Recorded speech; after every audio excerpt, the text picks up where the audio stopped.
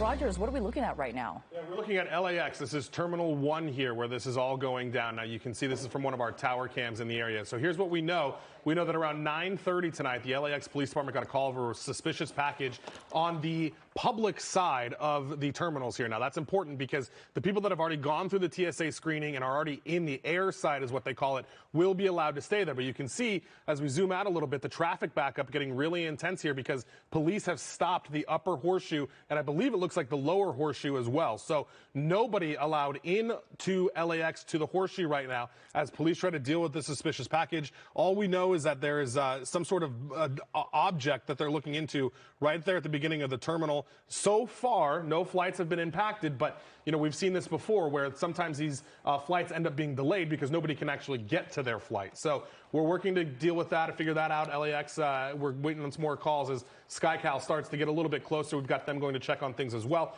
We're going to continue to follow this story here from the desk, but right now, nobody allowed to go inside the horseshoe at LAX as LAX police deal with some sort of suspicious package there, well, Jeff and obviously, Susie. that's great for those travelers as they're trying to get out of here, but think of everybody's trying to get in. There's a lot of those overnight red-eye flights, especially to the East Coast, that leave around this time.